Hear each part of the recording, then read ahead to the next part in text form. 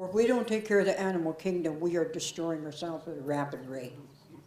If we don't quit making garbage dumps out of our rivers and streams, we're getting more and more in trouble. Taowhywee, Morning Star.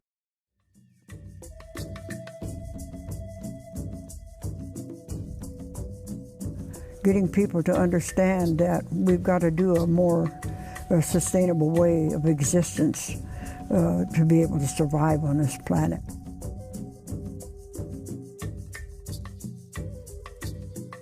The Creator says He don't give us any more than we can carry.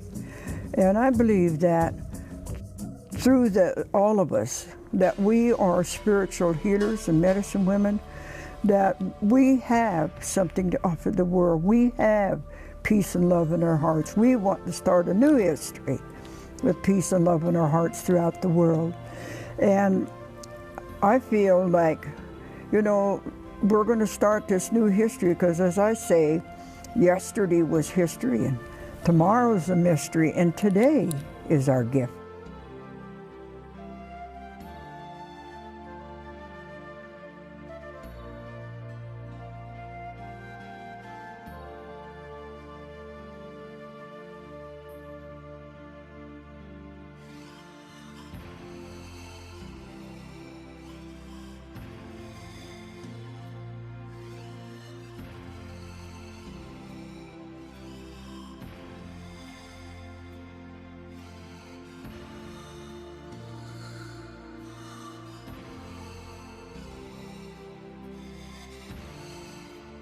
The ancient one left this legend that salmon looked like us, and they lived in beautiful cities below the ocean floor, and they came every spring and every fall and took on the shape of the salmon to swim upriver to feed us two-leggeds.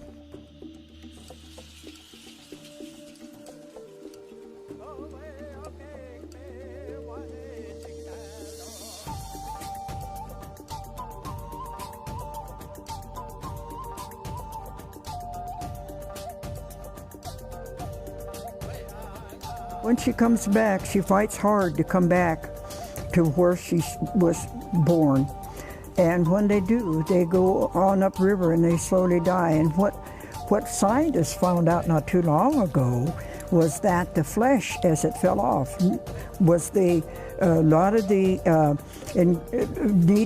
that from her flesh, that there was things from her flesh that would help to the little ones, you know, to grow. And so when she kept dying and going on, and she fed over 33 salmon and 40-something animals, she was still nurturing.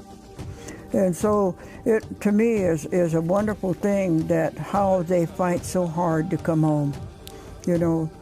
And so I think it's a great story. A lot of people said that was a terrible story. I said, no, they chose to be that. They chose to the Creator. They wanted to be salmon. And so we dig a pit, and we have a fire that just burns about 2 hours and till the coals build up. And then we cut the fish. I used to cook it on one slab at a time, but I changed and do it one piece at a time on the sticks and put them around the fire. They look very beautiful. Sticks from out of California where I used to live, because when the heat got to those sticks, that they don't have any pitch in it to disflavor the fish. So then we have a night before, at a quiet time, I have divers that go into a purification sweat. And when they come out, they take the bones from the salmon and the skins back to the river and pray to the salmon people that to take these and put them back into salmon again. Giving back, reciprocity, teaching how to give back. We're such takers, we forget how to give back. So anyway, that's what we do every year, and this is, I did 13 years on the Applegate River. Not only that, but to teach people that live along its banks that it's not a garbage dump. To quit dumping things in it. There's life in that water, and that life has a right to live just the same as you and I.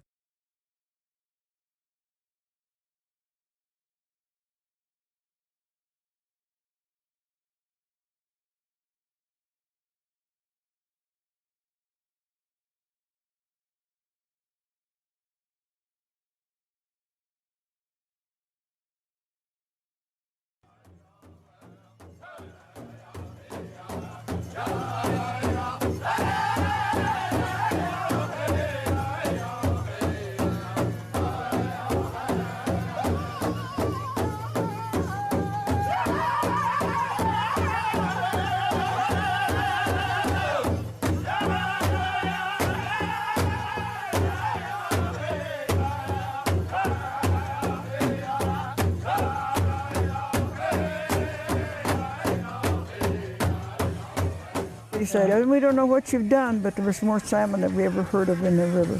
So the Creator, it's His validation and His way to let us know we did the right thing. And the same way on the Rogue River there, last year when the dam came out, they called me and said there's more fingerlings going up that river than they have ever seen. The first time a lady came up to me and she said, "If this is such a sacred salmon ceremony, why are all these people here?" I said, "Well, as First Nation people aren't the only ones eat salmon. They catch them all over the world. I'm just doing this to try to teach people how to give back to the salmon, and tell them that they're sacred, and tell them that we want them to keep coming, and that they are our food."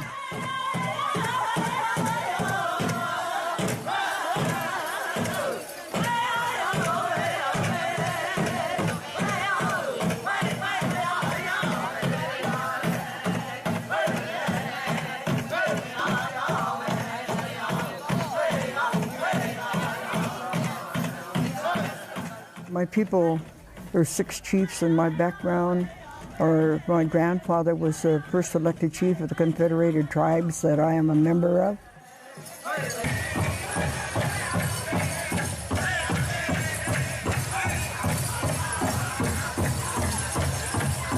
From the great state of Oklahoma, please welcome your Paxton Fancy Double Bustle, Paxton Fancy Dancers. It was a great thing of my great-grandmother's name, and it kept coming to me over the years, and she was a great shaman, and I told her, "I can't take your name because it's too powerful a name. I can't do it. I'm not worthy to have it." And so it kept coming and waking me up in the nights, and finally I said, "Okay, but you got to help me, if you want me to walk this way." And so she has. And so that name, Taowhywee, was a mountain east of Ashland, Oregon, that had the derogatory name, the Squaw Peak. And we changed it, and now they've named it. And we had a big ceremony up there with eagles flying over our head and the dragonflies, and we named it this name, Taowhywee Peak now. And it is a great name, and I'm very honored to be able to speak of my great-grandma and her walk upon the earth and where I live.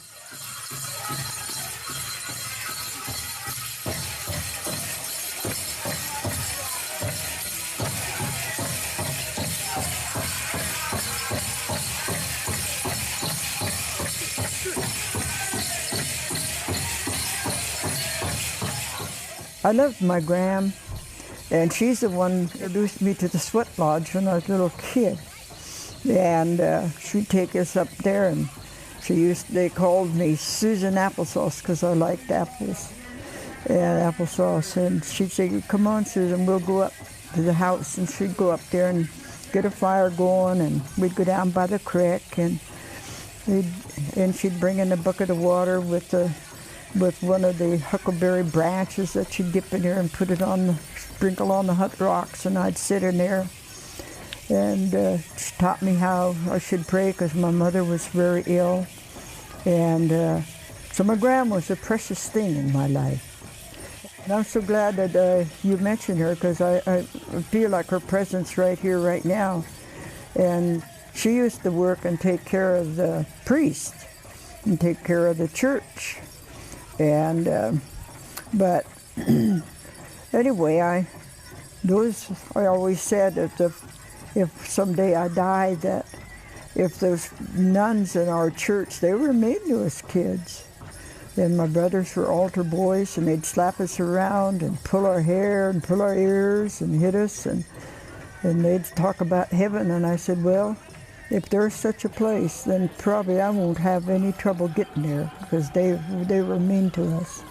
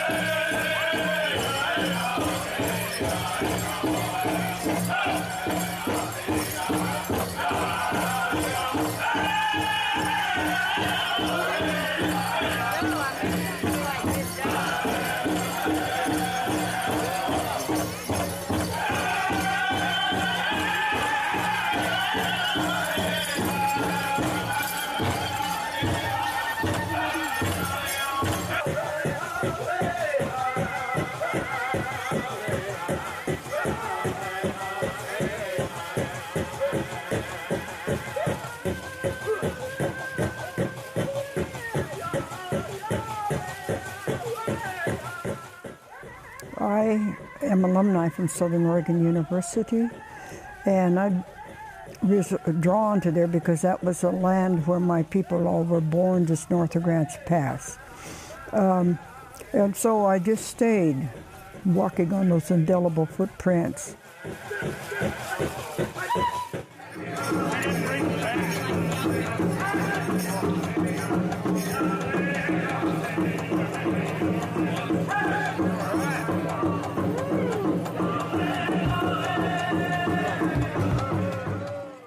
It feels like it's not a coincidence. It's like the Creator had chosen me to be on this path. And as we came together as grandmothers, they felt the same, that it's no coincidence that any of us came to this circle. If there's on the other side this great spirit that we're going to sit before sometime that is known by many names, I feel like being in the presence of His Holiness was that feeling of awesomeness, that feeling of peacefulness, that contented feeling just wilts and makes you just feel wilted. You know you're in the presence of somebody that walks his talk. And it's really great because I think that that gives you kind of an idea what it's going to be when we meet our Maker. Council of Grandmothers have done a number of amazing things. And one of the things you recently did as a council was you went to the Vatican. You wanted the ear of the Pope.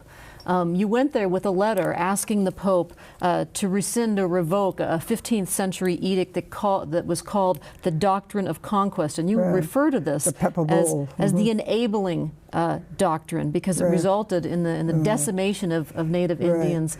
Well, you know, I worked in the justice system in California for a long time, and there's two sets of laws. And so knowing that, and then when I became an international grandma, finding out about the Pepper Bull and about the sixth Pope of the Vatican in 1493 that issued that edict for powers around the world to search the lands and if they were occupied and if they weren't of the faith, meaning if they weren't Roman Catholic, and they were pagan and heathen, to kill them. So when Columbus came, he knew that this land was occupied. And so when he left, you know, then came the guns and the Trail of Tears started. And we wanted the Pope to rescind that edict because he wasn't there in 1493. He had nothing to do with it, you know, so I felt like it would be easy enough for him to do, and he knew that. We sent him a letter.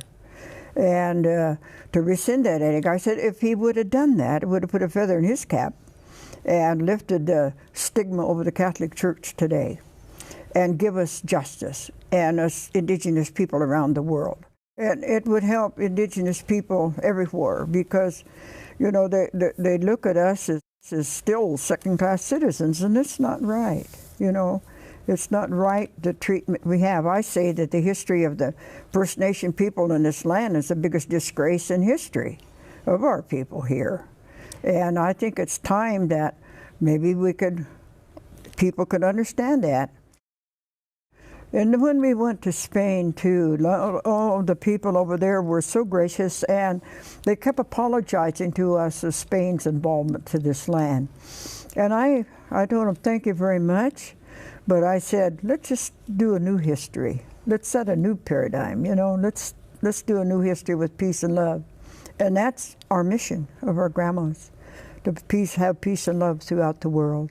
We went to our grandma, Florida Mayo, out of Santa Fe, at the Poaki Pueblo. When we were through there, this Dr. James Jereb wanted us to come to his property, which is about a 20-minute ride from where we were, out to his place at his land. When we got there, he had a huge labyrinth that was lined with rounded river rock, and inside of the paths was white gravel, a beautiful thing. And around it, Spirit told him to place 6-foot-high, 4-foot-wide stones that he and his partner gathered without having any machinery and put 13 stones around that labyrinth, waiting for 13 grandmothers. And this happened over 2 years before we were ever heard of or came together. It had left my tribe over 150 years ago. We're the first to bring it back to our people, the 111, and it was in my background an inherited right, and many of them that were medicine people and healers had those on also. And so I feel very honored to be able to have it on. Our world is just really out of balance. And I believe that more and more as I see as we journey, people are hungry for spirit. And we believe in a spirit in all things. There's spirit even in a little blade of grass and the rocks. And so we're bringing the spirit alive to people. And our young people and many, many people, even elders, are hungry for the spirit. And I just think it's grand that more and more people are stepping forward. And that has nothing to do with religion or church. It just has to do with being who we are, this human being, walking on this Mother Earth, and knowing that the face we're stepping on has that energy that can come through our feet and up through our bodies and live in us. I say this whole world is in a leaky canoe, and it's going to take us all to keep from sinking, because water is polluted all over the world. And I always say it's our mother's blood, and our Earth Mother's blood, and we got to do a better job of stop polluting the waters. I've been on the big rivers all over the world, praying with people to clean it up. And even the people in New York cleaned up the Hudson and the Bronx to where a beaver came back. He took the news and just swept the country, and they named him Jose the Beaver. And I thought it was pretty swell, because beavers won't build a dam unless the water is good. So that's a good sign that people are listening and they are cleaning up the rivers. You're now looking at a very solid, strong, powerful International Council of the 13 Indigenous Grandmothers.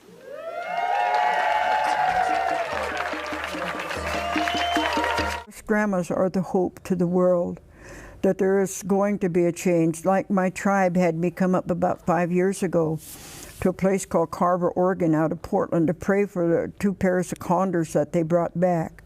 Because my people, way back there, 150 years ago, called them the Thunderbird. So now they're back and they're being raised in captivity, and there's babies being trained right now that they're going to be let back in the wild.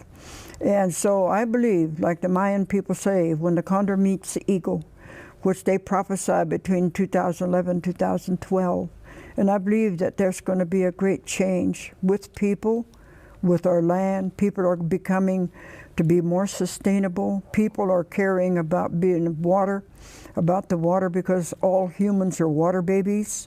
They don't realize that their beginning life has been in water in the amnio sac and mama's tummy. And before they even come out, this big ball of water comes out ahead of them. But they don't stop to think that over 75% of their body is water, that it is sacred, and that it can hear. Long before I become this international grandma, I had been teaching people all over the world that water can hear. So I have it in my refrigerator that I use to bless people all over the world, that water can hear. And water will always attract us. Drinking water is just not quenching thirst, it's blessing and lubricating all through your system. And we need to get to saying, thank you, you're sacred, I need you, without you I die. And so I teach people that it's time for us water babies to start thanking and blessing the water. We're all connected by water. Water will always call us. I have prophesied that this world is headed for a water war. And it's going to be a precious commodity if we don't start thanking the water for our life.